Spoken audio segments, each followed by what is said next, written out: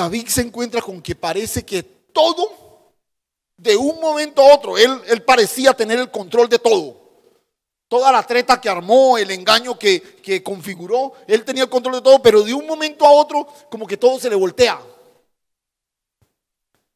Es expulsado de las tropas filisteas, recuerdan, los príncipes filisteos lo sacan, y no puede seguir acompañando al rey, y luego regresa al lugar que el rey le asignó y se encuentra con un cuadro realmente devastador. Ahora,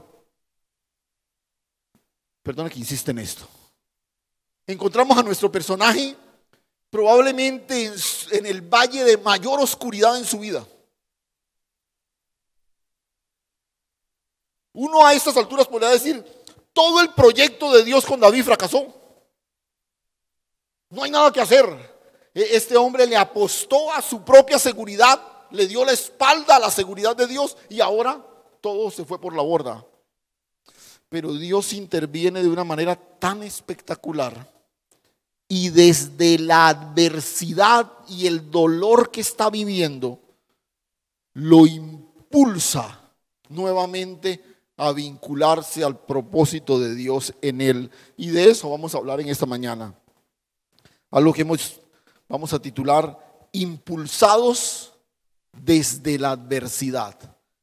Impulsados desde la adversidad. Yo no sé qué situación estás viviendo. Yo no sé cuál es el drama que estás atravesando. Yo no sé cuál es el valle de oscuridad en el que estás transitando. Lo que sí quiero asegurarte es que si le permites a la mano de Dios tomarte en su regazo, Él te va a levantar y te va a lanzar nuevamente al lugar que Él tiene preparado para ti. Capítulo 30. Vamos a mirar los primeros versículos y luego estaremos mirando otros textos a lo largo de la exposición. Cuando David y sus hombres vinieron a Siclag, al tercer día los de Amalek habían invadido el Neguev y a Siclag, y habían asolado a Siclag y habían prendido fuego,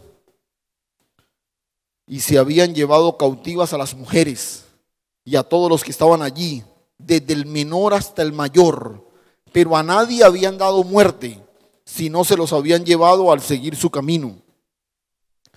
Vino pues David con los suyos a la ciudad, y he aquí que estaba quemada, y sus mujeres y sus hijos e hijas habían sido llevados cautivos.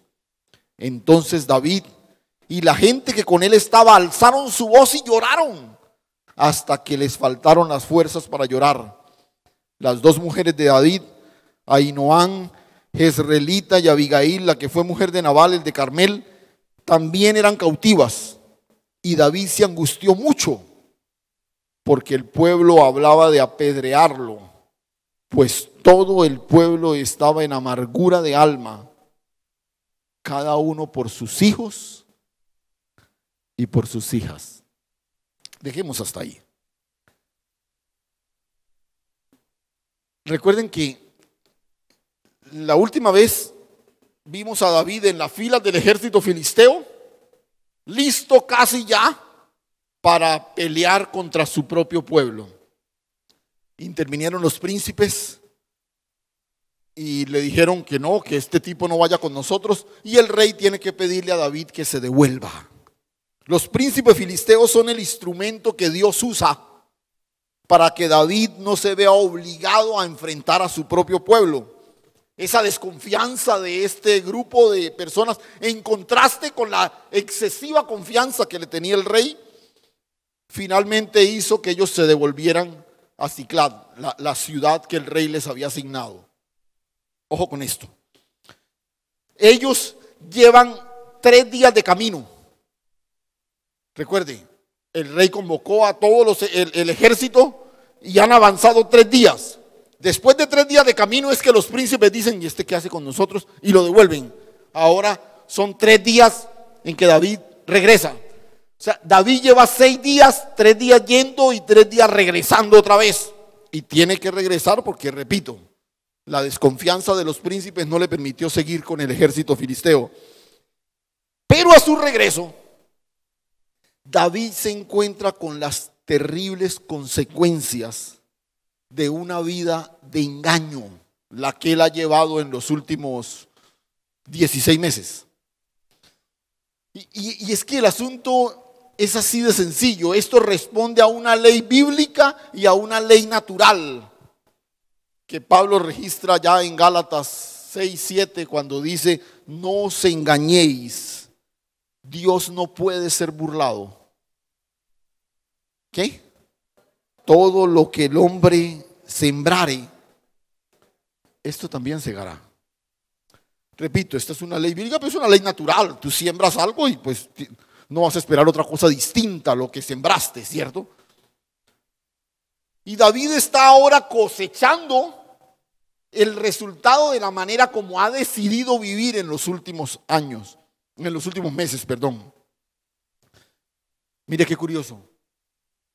El texto menciona que los de Amalet habían atacado a El Negued y a Siclad, la población donde estaban las familias de todos los guerreros de David. Y los amalecitas eran uno de esos grupos a los que David había atacado sin razón alguna. En medio de ese proceso en el que él se volvió una especie de salteador de caminos, terminó atacando a los amalecitas. Y ahora son precisamente los amalecitas los que cobran venganza. Y aprovechándose del abandono y la vulnerabilidad que hay en aquella ciudad, en Siclad, ellos irrumpen en esa pequeña población, toman cautivo a todos sus habitantes y luego le prenden fuego a todo lo que queda ahí. Por favor, imagínese por un momento en lo que debió ser el impacto de David y sus 600 hombres. Porque nota, David se llevó a todos sus hombres. Cuando llegan a la ciudad y se encuentran con ese cuadro desolador, todo arrasado por el fuego, cenizas por todos lados, sus hijos, sus esposas, sus padres, todos los que estaban ahí, todos fueron tomados cautivos. Y por favor, quiero enumerar rápidamente algunas de las consecuencias directas que David y sus hombres sufrieron y que el texto nos permite identificar con toda claridad. Y simplemente vamos a mencionarlas en forma rápida. Por ejemplo, la primera cosa que podemos notar en el texto es que ellos perdieron lo que habían construido por más de un año. Ustedes recuerdan que cuando David llega a Gat, él está primero ahí en la ciudad y le dice a Aquis que le permita mejor vivir en un pueblo pequeño, en una aldea, y Aquis le asigna Siclad. Y ellos llegan y se ubican ahí. Nota, el texto dice: y habían asolado a Siclad y le habían prendido fuego. Cuando ellos llegan a esa población, seguramente construyeron sus casas, la adecuaron para sus familias. Seguramente habían edificado algo para tener una convivencia cómoda en ese lugar. Espacios donde sus hijos pudieran jugar, donde sus esposas se sintieran tranquilas y todo lo demás. Eso que construyeron, repito, por más de un año, ese lugar que había sido el refugio de ellos, ahora estaba completamente arrasado. La despiadada y vengativa acción de los amalecitas arrasó con todo. Debió ser muy doloroso, muy frustrante llegar y encontrar en cenizas todo lo que fue el esfuerzo de muchos meses de levantar, de construir, de edificar, de adecuar. El fruto de su esfuerzo, todo completamente reducido a cenizas. Pero no solamente perdieron lo que habían construido, sino que perdieron a sus familias. A sus familias. El versículo 2 dice que habían llevado cautivas a las mujeres y a todos los que estaban allí, desde el menor hasta el mayor, pero a nadie habían dado muerte. Ahora, este es una información que nos da el redactor del texto, ¿sí? El que está escribiendo la historia. Pero cuando ellos llegan, ellos no tienen certeza de que alguno esté con vida. Ellos llegan, encuentran todo quemado y no encuentran a nadie. ¿Qué podía haber pasado por sus mentes? Los mataron a algunos, qué sé yo. Ahora, el escritor nos dice, no habían matado a ninguno, gracias a Dios. Pero esta es una información que sabemos usted y yo. Ellos no sabían. Ellos no lo sabían en ese momento. O sea, ellos entran, ven ese cuadro completamente de desolación, pero a la vez es el temor, es la angustia de saber que mi esposa, mis hijos, mis padres, ¿dónde están? Y escúchame esto, uno de los círculos que más se afecta como resultado del engaño es la familia. La familia. Cuando tú te metes en la telaraña del engaño, el círculo que más, y perdónenme la expresión, suena así como burda, pero es bastante entendible para todos, el círculo que más lleva del bulto es la familia. Y en este caso las consecuencias fueron trágicas. Ellos tenían la incertidumbre de no saber el destino de su familia. Y por eso el dolor que sienten ahora, impactante ver que lo que yo construí se quemó. Pero el dolor de no saber el destino de sus familias, esto debió ser indescriptible. Y como a todos los seres humanos, en lo primero que uno piensa es que en lo peor, ¿no? Sí, no ha llegado el muchacho, ay, ¿qué le habrá pasado? Sería que no, de una vez uno comienza a hacer películas y lastimosamente uno siempre está pensando en lo peor. Ahora, imagínate, después de ver el incendio ese, todo ahí, perdieron lo que habían construido, perdieron a sus familias, pero el verso 4 dice que perdieron también el control de la situación. Y es, digamos, una tercera pérdida que podemos registrar o ver ahí en el registro del relato. Recuerde, David hasta este punto de la historia había tenido el control de todo. Él le inventaba el cuento aquí a Agis, él le tenía un lugar seguro a sus hombres, él por este lado se había librado de la persecución de Saúl. O sea, David tenía el control o creía tener el control de todo. El problema es que lo estaba sosteniendo con el engaño.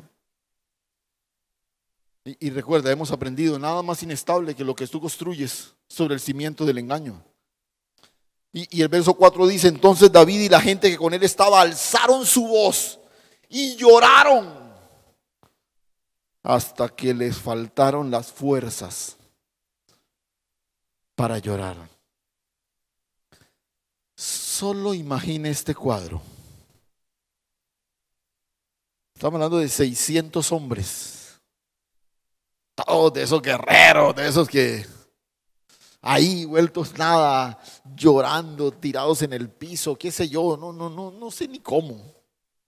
Pero note la manera como el escritor lo ilustra.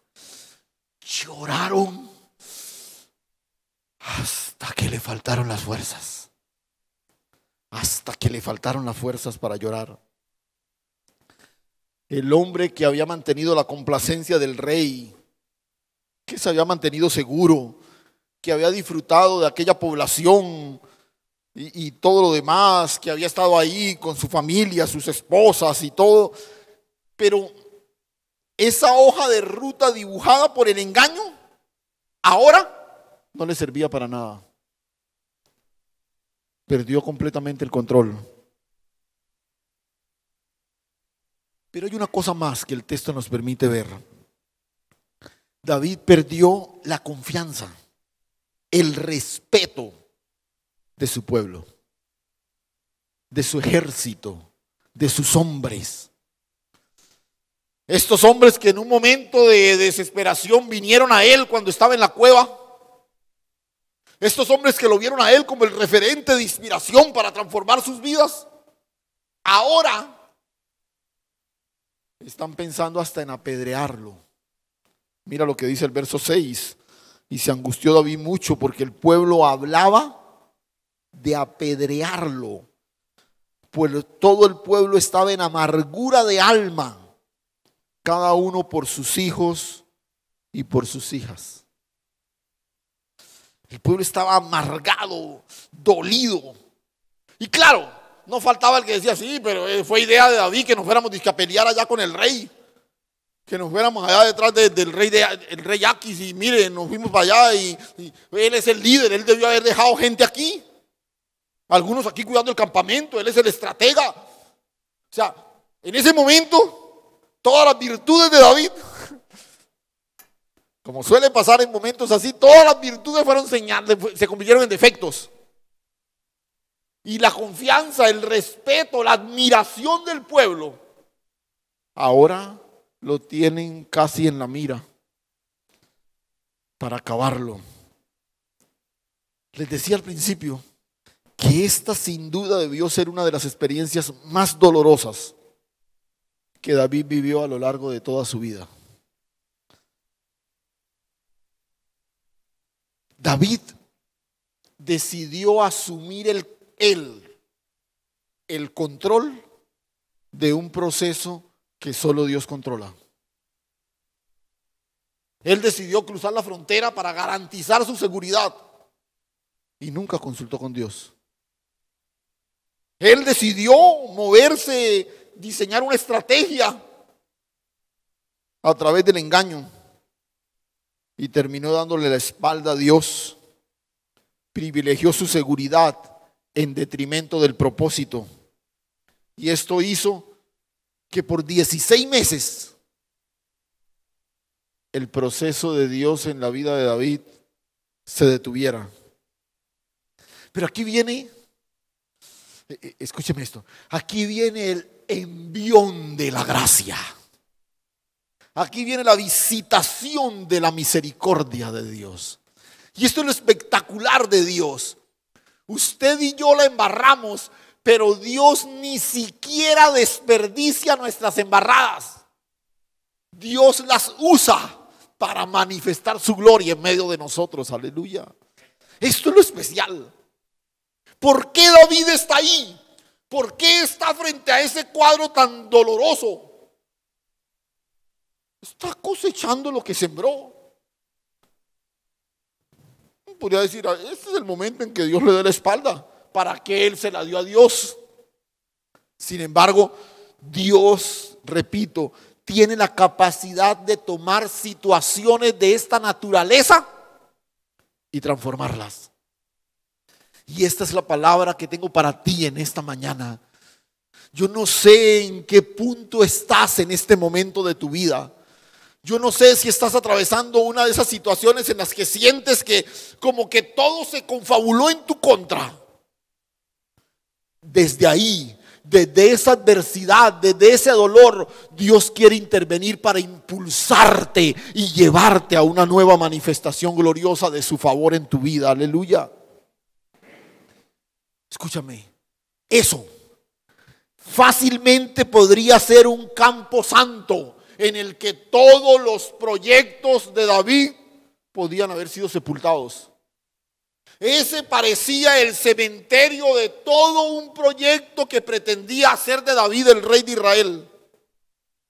Pero cuando tú estás en circunstancias en que pareces que todo murió, todo acabó, Dios convierte esos escenarios en plataformas de lanzamiento para reiniciar su obra maestra en nosotros, que es hacernos a la imagen de su Hijo. Ahora, podemos llegar a momentos como estos, quizás al igual que David, por nuestros desaciertos, por nuestra soberbia, por la dificultad de reconocer la soberanía de Dios, o simplemente por las circunstancias a nuestro alrededor. Te pongo el ejemplo. Hoy podemos encontrar a muchas personas y familias atravesando una situación económica complicada por razón de la coyuntura que se dio en medio de esta pandemia. Y quizás estás atravesando el valle más oscuro de tu historia. Y de pronto no necesariamente por todos los desaciertos que llevaron a David allá. Pero no importa. Escúchame. No importa cómo llegaste ahí. Lo importante es entender que si le permites a Dios tomar el control, Él nuevamente te va a llevar y te va a ubicar en el lugar que ha diseñado para ti de antemano. Aleluya. Porque Él, repito, Él es el único que tiene esa capacidad.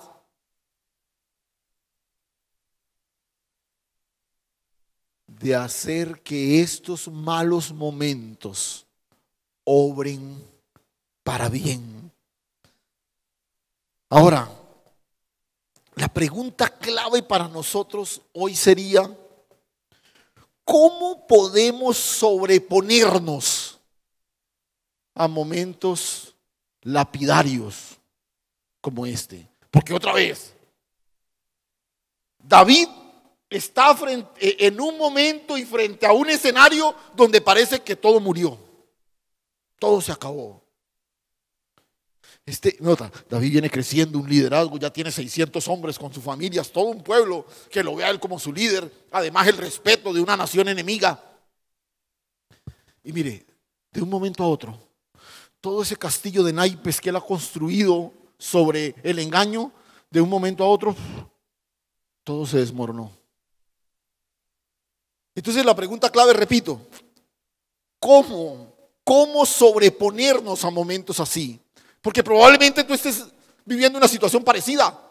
Estés en medio de una cantidad de dificultades que se conjugaron, quizás malas decisiones, para a la vez la situación que estamos viviendo. O sea, toda una cantidad de cosas que como que se juntaron y tú volteas a mirar a tu alrededor y estás en medio de una circunstancia parecida a la que nos describe la Escritura referente a David. David tenía la opción de sumirse en una profunda depresión y tratar de esconderse en sí mismo, o permitir que la mano de Dios tomara nuevamente el control y que él fuera reintegrado al proceso de Dios.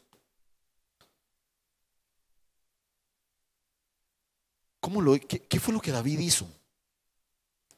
Porque los próximos minutos, hasta el cierre de nuestra reflexión en esta mañana, vamos a mirar cuál fue el sendero que recorrió David, a través del cual Dios lo volvió a ubicar nuevamente. Porque en últimas, eso es lo realmente importante. Vimos rápidamente qué perdió, qué cosas. Bueno, vimos eso, ¿sí? Tú puedes estar haciendo la lista de todas las cosas que se han perdido, de todas las cosas que como que se han estacionado, sí. Pero lo realmente importante es cuál es mi postura, cuál es mi aporte en aquello que Dios soberanamente va a hacer. ¿Estás listo entonces? Quiero saber si sí, porque si no, pues dejamos aquí. No. Bueno, vamos. ¿Cómo somos impulsados desde la adversidad? ¿Qué es la primera cosa que David hizo? Primero, buscó fortaleza en Dios. Tan simple, pero tan profundo. Buscó fortaleza en Dios. El verso 6 dice: David se angustió mucho, porque el pueblo hablaba de apedrearlo, pues todo el pueblo estaba en amargura de alma, cada uno por sus hijos y por sus hijas. Mas David se fortaleció en Jehová su Dios. Todo el mundo está hablando de un complot, de coger piedras, de acabar con ese tipo y todo lo demás. Y quizás David debió haberse defendido. Qué sé yo, venga hermano, no sean tan desagradecidos, vea esto y lo otro. Hubiera podido echarle la culpa, no, la culpa no es mía, vea. Tantas cosas que David hubiera podido haber hecho en ese momento. ¿Qué hizo? Buscó fortaleza en Dios. Y vamos a mirar otras cosas más adelante. Pero de antemano te digo, esto es indudablemente lo más importante que David hizo. David buscó fortaleza en Dios. Porque este es el hombre que hasta aquí, él es el de las estrategias, él es el de las tretas, él es el que ha diseñado todo, él es el hombre que... Pero ahora, como que renuncia a todo eso y se abandona por completo. Y es interesante, la idea de fortalecerse en el Señor tiene que ver con reconocer la necesidad para hacerse poderoso en. O sea, es un hombre que se reconoce necesitado para revestirse de poder en Dios. Y mira, escúchame esto. Desde que David llegó a ese cuadro tan desolador, con la presión y la amenaza de sus propios hombres, todavía no ha pronunciado una sola palabra. Antes de decir una palabra, antes de tomar una decisión, antes de moverse a cualquier acción, David se fortaleció en Dios. Este hombre se encuentra interiormente deshecho. Él entiende que todas sus decisiones erróneas lo han sumido en ese profundo abismo. Han sido 16 meses completamente divorciado de la comunión con Dios.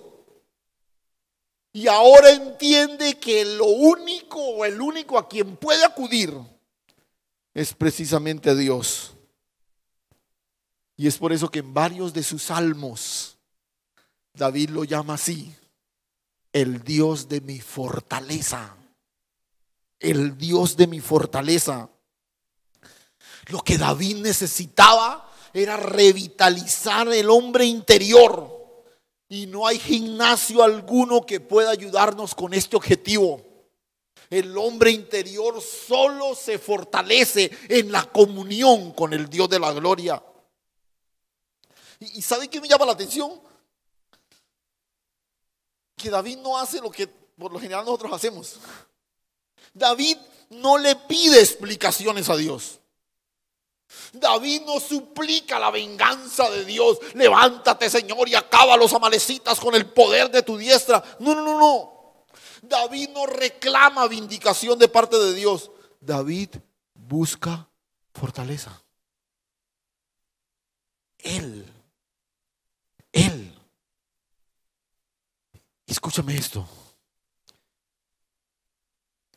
Cuando estamos en el momento de mayor dependencia, podemos ser elevados a su mayor fortaleza.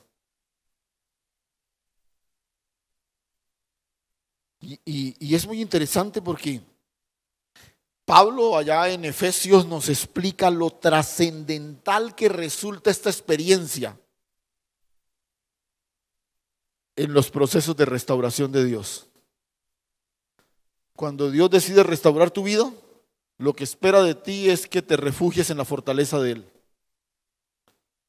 Allá en el capítulo 6 de Efesios, un texto que particularmente aquí en casa conocemos casi que de memoria, a la altura del verso 10, por lo demás, hermanos míos, fortaleceos en el Señor y en el poder de su fuerza.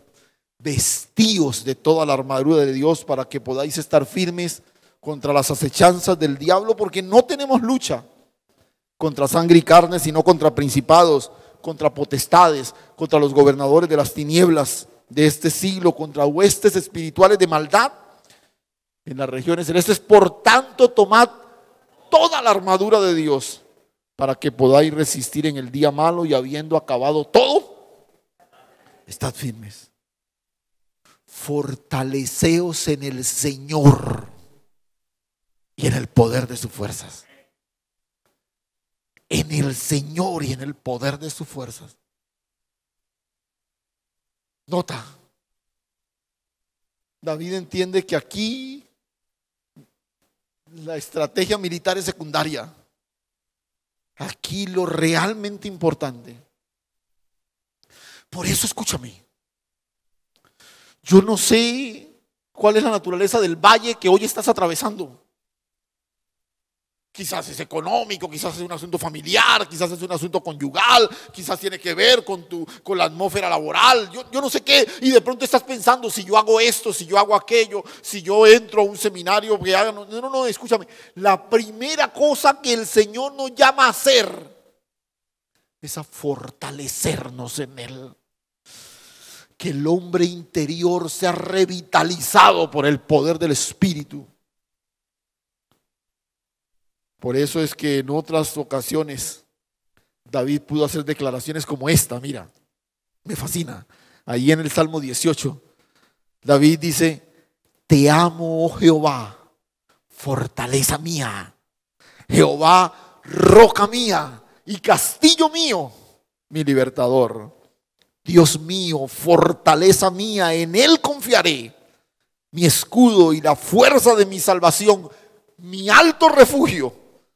Invocaré a Jehová, quien es digno de ser alabado, y seré salvo de mis enemigos. ¿Cuántos lo creen? Gloria al Señor. Entonces, recuerda, lo primero, las otras 28 que vamos a ver no son tan... Ya se están preocupando. No, mentira, no son 28. Pero indiscutiblemente, escucha, y David se fortaleció en Dios. Pero sigamos mirando qué otras cosas hicieron parte de este proceso de restauración. Lo segundo es que buscó dirección en la voz de Dios. Ahora sí, ahora entiende que hay que empezar a moverse. Pero antes buscó la fortaleza en el Señor. Pero ahora busca la dirección en la voz de Dios. Mira el verso 8. Y dijo David al sacerdote Abiatar, hijo de Ahimelech: yo te ruego que me acerques el efod. Y Abiatar acercó el efod a David. David consultó a Jehová diciendo: ¿perseguiré a estos merodeadores? ¿Los podré alcanzar? Y él le dijo: síguelos, porque ciertamente los alcanzarás, y de cierto librarás a los cautivos. Además de lo que la voz de Dios representó, por primera vez David ahora sabe que toda esa gente no está muerta, están cautivos. ¿Quién se lo reveló? Dios. Ahora, David buscó dirección en la voz de Dios. Y quiero llamar tu atención sobre un detalle. Uno podría pensar que aquí no hay nada que consultar. ¿Qué va a consultar, hermano? Si a usted vinieron y le arrasaron todo, pues persígalos. Hágale aquí, no se demore poniéndose a consultar ni nada. Eso ya es que dar media vuelta y arranquen. Si fuimos atacados y se llevaron nuestra gente, hay que perseguirlos. Aquí no hay nada que hacer. Y escúchame, este es nuestro problema. Esta es nuestra gran dificultad. Que hay situaciones delante de nuestros ojos que parecen tan obvias, tan lógicas, que decidimos hacerlas sin consultar con Dios. No, es que tengo una presión económica y me están llamando del banco ofreciéndome un préstamo. ¿Sí ves? Pero es que yo tengo una necesidad económica y me están ofreciendo plata. ¿Qué voy a pensar? ¿Sí ves? No. Yo necesito consultar con Dios todo paso que yo doy. Vuelvo y te digo, te puede parecer muy lógico, pero a veces esas decisiones guiadas por la lógica y no por la voz de Dios terminan sumiéndonos en dificultades mucho mayores. Este hombre acaba de vivir una experiencia de esa naturaleza. Pero David recuerda algo.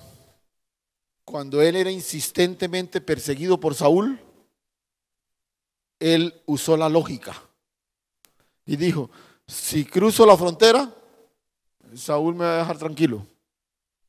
Y esa decisión lógica lo tiene ahora en este problema mucho mayor. No permitas que sea la lógica.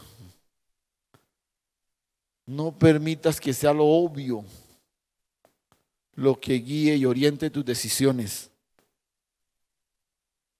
David tiene la presión de un grupo exaltado, amargado, lleno de dolor, y sin embargo no se precipita a actuar. Primero consulta a Dios. Y es bueno aprender de estos episodios en que nosotros hemos actuado impulsivamente y luego tenemos que rectificar esos desaciertos. ¿Los perseguiré? Es la pregunta que le hace a Dios. ¿Los podré alcanzar? Escúchame esto. Cuando nuestro interior es invadido por la fortaleza de Dios, nuestros impulsos quedan cautivos al sonido de su voz. Por eso te decía lo importante de la primera cosa que David hizo. Porque David está fortalecido en Dios. Ahora, lo que impulsa sus acciones no es su propia decisión, es lo que viene de la boca de Dios.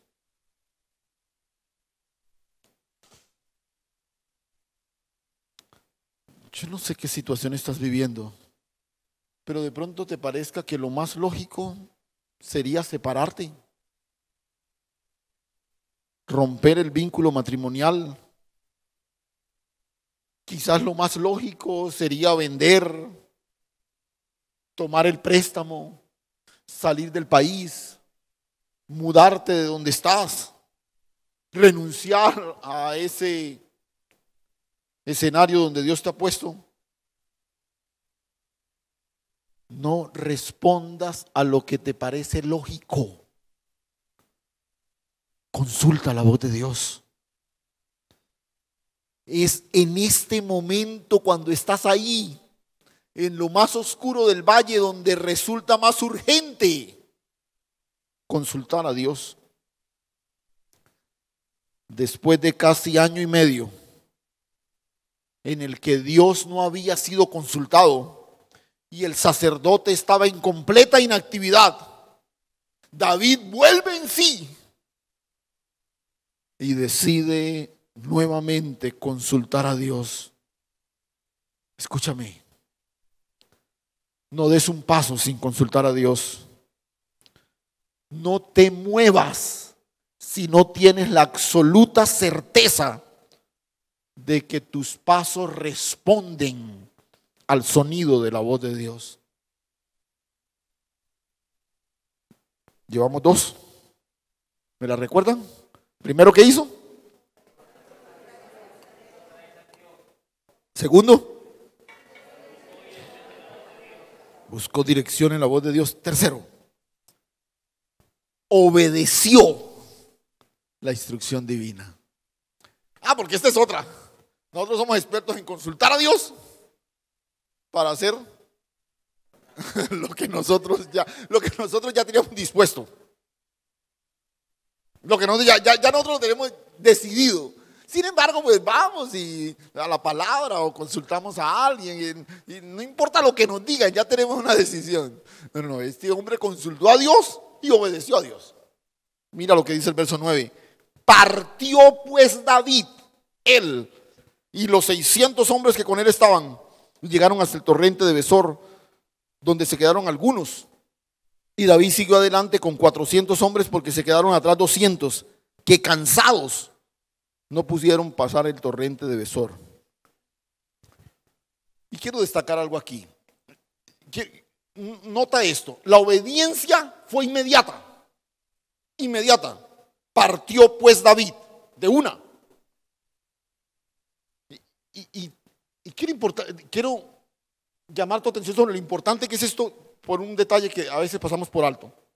Recuerda que te dije al iniciar, David lleva 3 días con sus hombres de camino con el ejército filisteo. Luego los príncipes le dicen, no, y ahora se devuelve 3 días. O sea, estos hombres llevan 6 días. 6 días de estar caminando con la expectativa de una confrontación. Ahora llegan y encuentran ese cuadro desolador y tienen que salir ahora por orden de Dios a perseguir a estos hombres. Venga, descansemos un poco. Aplacemos y vamos mañana. Igual, eso. No. Nota que incluso 200 de ellos no dieron más. No dieron más. Pero la obediencia fue inmediata. Algo más del 30% de los hombres abortaron la misión. Pero él había recibido una palabra de parte de Dios. Porque esa es otra. Él va con sus 600 hombres y de pronto 200 se le quedan y dice, uy, no, pero ya con 400 sí seremos capaces. Porque es que ya ahora, y se van a dar cuenta que los amalecitas eran muchísimos. Pero no importa si 200 decidieron no seguir. David tiene una dirección de parte de Dios y decidió obedecerla. David avanza alentado no por la fortaleza física, sino por el impulso de la palabra que ha recibido. A estas alturas David no contempla la posibilidad de darles alcance. David tiene la certeza de que llegará a donde ellos están y liberará a su familia. ¿Por qué? Porque Dios se lo había declarado a través de su palabra. Además, el impulso de saber que están con vida, la emoción de saber que ninguno ha fallecido y la certeza de que la voz de Dios lo está llevando. Yo creo que ha llegado el momento de volver a ser la comunidad de la palabra. Y no simplemente porque leemos y estudiamos la palabra. Necesitamos volver a ser la comunidad de la palabra porque obedecemos la palabra. La palabra no puede ser sencillamente la materia que estudiamos en nuestros discipulados y que reflexionamos en medio de nuestras exposiciones. No. O los textos que adornan las paredes de nuestras casas. No, la palabra tiene que ser la brújula que guía cada decisión que nosotros tomamos. La palabra tiene que ser el camino por donde nosotros transitamos en todo momento. A nosotros nos fascina reflexionar sobre lo que Dios dice. Pero el llamado es a obedecer lo que Dios dice. Somos expertos en reflexionar, en hacer tertulias, en tantas cosas en torno a la palabra. Pero el llamado es a una obediencia inmediata a lo que Dios ha dicho. Esto no depende de lo que sientes. Esto no depende de tu estado de ánimo. Esto no depende de tus motivaciones. Esto es algo que yo acepto sin negociación alguna. Cuando Dios habla, yo obedezco. Punto. Así de sencillo.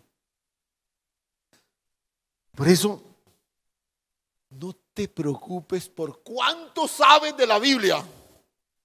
Preocúpate por obedecer lo que sabes. Lo que sabes. Obedece lo que sabes. Amén. Y finalmente, ya, una más. Bueno, una más, sí.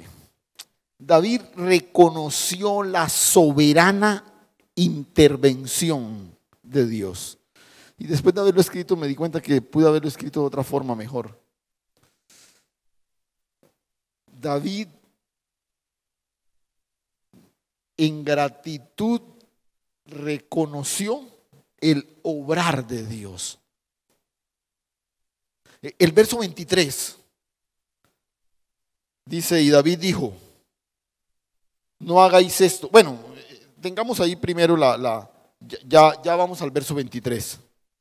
Porque es que esto ya es un texto posterior a la historia. El resto de la historia es fascinante, léala en casa, no vamos a detenernos a leerla ahora y seguramente la mayoría de ustedes la conoce. Mientras van avanzando se encuentran a un esclavo egipcio que los amalecitas se habían abandonado, ellos lo recogen, el tipo les dice, sí, efectivamente entramos, asolamos Ciclad y otras ciudades y se llevaron a toda la gente cautiva, y entonces le dicen, usted nos puede llevar a donde ellos están, le dice, sí, si me promete que no me matan, yo los llevo. Pues sí, porque si lo matamos, ¿quién nos va a llevar? Entonces, pues finalmente los deciden y este hombre los lleva. Este hombre que se encuentran los guía hasta el lugar donde están los amalecitas. Cuando David y sus hombres llegan, los amalecitas están dormidos, ebrios de la celebración, y entonces aprovechan para atacarlos. Mire, eran tantos amalecitas que el texto dice que solo lograron escapar 400. David iba con solo 400. Y el texto como diciendo, solo lograron escapar 400 jóvenes. Porque el resto los cogieron dormidos y, mejor dicho, recuperaron las personas en su totalidad. Recuperaron todo lo robado. Y además de eso tomaron en calidad de botín las cosas que ellos habían robado a otras poblaciones. O sea, recuperaron lo que les habían robado a ellos y ahora se quedaron con lo que le habían robado a las otras. Es impresionante. Pero ahora viene el detalle que quiero puntualizar. Regresan, celebrando con la vida de los que estaban cautivos, pero con un botín gigantesco. Entonces se encuentran a los 200 que quedaron por el camino, ahí en el torrente de Besor. Entonces, algunos que vienen con David dicen, ay, estos flojos que no quisieron venir, pues estos no van a tener parte en el botín. Y David interviene y les dice, la misma parte que es para los que fueron a la guerra, es para los que se quedaron aquí. Y cuando la gente se le iba como a alebrestar por esto, viene el verso 23. Y David dijo, no hagáis eso, hermanos míos, de lo que nos ha dado Jehová, quien nos ha guardado y ha entregado en nuestra mano a los merodeadores que vinieron contra nosotros. ¿Qué es lo que David está diciendo? Escúcheme, ¿por qué no repartimos esto solamente entre los que fuimos? Porque en últimas, quien nos ha dado la victoria, ¿quién es? Dios. Esto no importa quién fue. Esto no importa quién se quedó. La parte del botín es la misma. Porque en últimas, quien nos ha dado y nos ha guardado y ha entregado en nuestras manos a los merodeadores es Dios. Entonces lo que David hace es reconocer la intervención soberana de Dios. Aquí no hay mérito alguno en él. Aquí no hay soberbia alguna ni triunfo alguno que él pueda atribuirse a sí mismo. Aquí hay todo un reconocimiento de que no hay un protagonista distinto al Dios de la gloria. Él es quien nos ha guardado. Él es el que ha entregado en nuestras manos a los merodeadores. Y esta es como la cereza ahí en el pastel de toda esta, todo este proceso de restauración. Cuando tú y yo podemos reconocer que el único digno de toda gloria, exaltación y alabanza, el único protagonista es Él, aleluya. Es por su gracia y por su misericordia que nosotros hoy estamos aquí. Lo único que nos sostiene y nos mantiene hoy es el favor de Dios sobre nosotros y su misericordia que se renueva cada mañana, aleluya. A veces asumimos la postura de esos hombres malvados. Y estamos más pendientes de lo que el otro tiene y yo no tengo. De cómo le va bien a aquel y a mí no. Y estamos tan pendientes de lo que sucede en la vida de otros que dejamos de apreciar la gracia de Dios manifestada en cada aquel que reconoce su favor. Es por su mano poderosa que no hemos sido consumidos. Y es su mano poderosa la que hoy nos tiene aquí, aleluya. Y mira cómo termina el relato. Verso 26. Cuando David llegó a Siclag, envió del botín a los ancianos de Judá, sus amigos, diciendo: he aquí un presente para vosotros del botín de los enemigos de Jehová. Lo envió a los que estaban en Betel, en Ramot de Negued, en Jatir, en Aroer, en Simot, en Estemoa, en Racal, en las ciudades de Jezrameel, en las ciudades del Ceneseo, en Orma, en Corazán, en Atad, en Hebrón y en todos los lugares donde David había estado con sus hombres. Esta es una acción de gratitud y restitución. Y esto es un detalle que casi nunca tenemos en cuenta en los procesos de restauración de Dios. Y por favor, recíbemelo en tu espíritu. Porque resulta interesante que cuando nosotros estamos en las duras, renegamos y le echamos la culpa a Raimundo y todo el mundo. Pero cuando estamos en las maduras, rara vez pensamos en las personas que podemos bendecir por la abundancia que Dios nos ha dado. Y es fascinante lo que David hace. Seguramente algunos de estos pueblos fueron atacados por los amalecitas. Seguramente algunos de estos pueblos hayan sido asolados por la acción del ejército filisteo. Y ahora David les restituye y expresa su gratitud. Escúchame, hermano. El engaño sumergió a David en uno de los valles más oscuros de su vida. Pero este episodio doloroso lo sacudió a tal punto que lo llevó a levantar sus ojos y apreciar la grandeza de la misericordia de Dios. Quiero que sepas algo. Tú estás en medio de un proceso divino. Y Dios usa incluso el dolor que hoy estás viviendo para insertarte nuevamente en el centro de tu propósito, de su propósito. Porque Dios no desperdicia absolutamente nada. David lloró, procesó su dolor, experimentó al interior de su corazón las consecuencias del engaño. Pero cuando entendió que no podía más, decidió refugiarse en los brazos del Señor para buscar su fortaleza. Luego pasaron más cosas. Escuchó la voz de Dios, obedeció a Dios, bueno, reconoció, bueno, todo ese tipo de cosas. Pero quiero concluir en esta mañana haciéndote una invitación específicamente en este punto en particular de la palabra para nosotros hoy.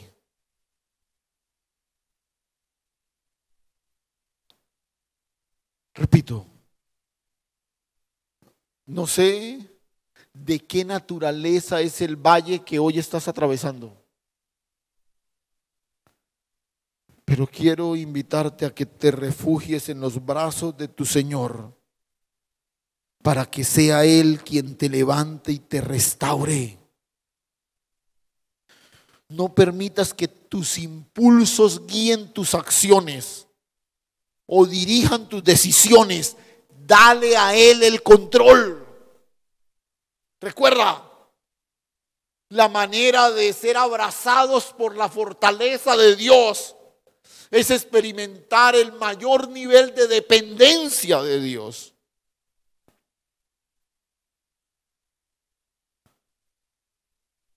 Mira cómo lo dice el mismo David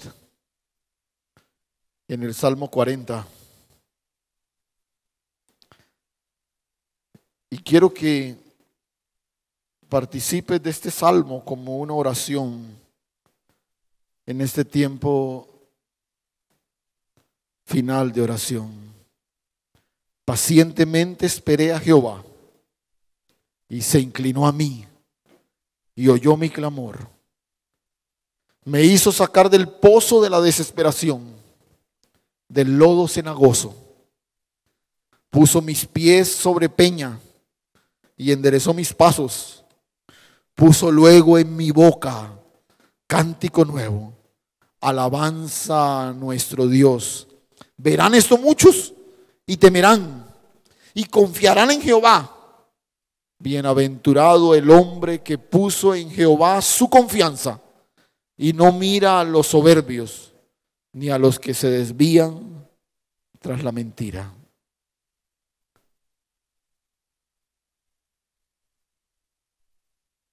Repito, quizás tienes un sinnúmero de alternativas delante de ti en este momento. Quizás haya una cantidad de salidas lógicas a lo que estás viviendo. Pero yo quiero invitarte hoy a que te fortalezcas en el Señor. Solo eso. Fortalécete en el Señor y en el poder de sus fuerzas. Pero su poder se perfecciona es ¿en qué? En mi debilidad. Ya no luches más. Es que cómo salgo, es que yo pensé que si hago esto, que si hago aquello, que si negocio aquí, que si salgo acá, que si busco esto. No, escúchame. Fortalécete en el Señor. Después de llorar hasta no poder más, David se abandona en los brazos del Señor. Y mira cómo termina el Salmo 40. Mira el último versículo de ese salmo, el verso 17. Aunque afligido yo y necesitado, Jehová pensará en mí. Mi ayuda y mi libertador eres tú. Dios mío, no te tardes. Escúchame esto. Tu vida y tu situación hoy ocupan la mente de Dios. Afligido yo y necesitado, Jehová pensará en mí.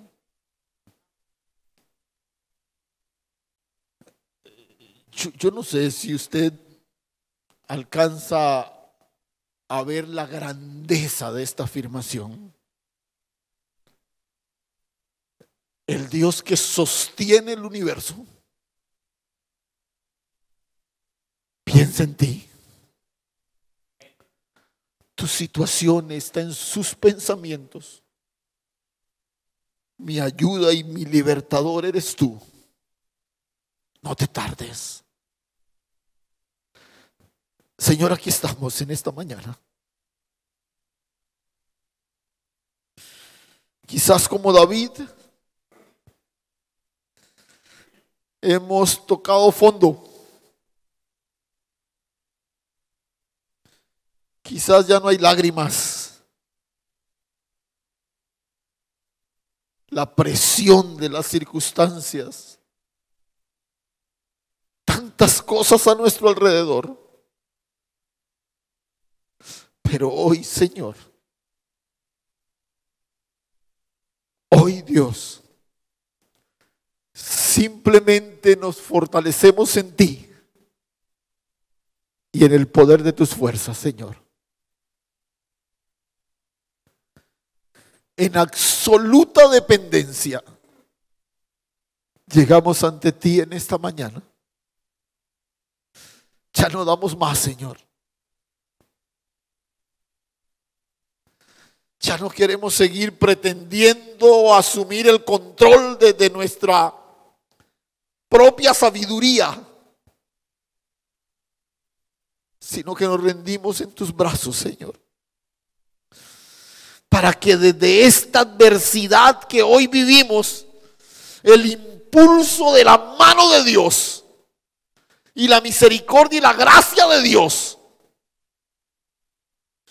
nos saquen desde el pozo de la desesperación, desde el lodo cenagoso, y pongan nuestros pies sobre peña y nuestros pasos sean enderezados conforme a tu propósito, Señor. Aleluya. Tú eres nuestra fortaleza. Tú eres nuestro refugio, Señor. Tú eres nuestra roca fuerte. Por eso hoy, Señor, nos revestimos de toda la armadura de Dios para avanzar bajo la protección y el cuidado del Dios de la gloria. Señor, gracias. Gracias. Gracias, Dios. Habla con el Señor en este momento. Presenta tu situación delante de Él, cualquiera que sea. Fortalécete en el Señor. Que el hombre interior por el Espíritu de Dios sea revitalizado completamente, para que toda nuestra vida responda al dulce sonido de su voz. Te adoramos, Señor. Gracias por ocupar tu mente y tus pensamientos en mi vida y mi situación, Señor. Ayuda y libertador eres tú. No tardes, Señor. Extiende tu gracia.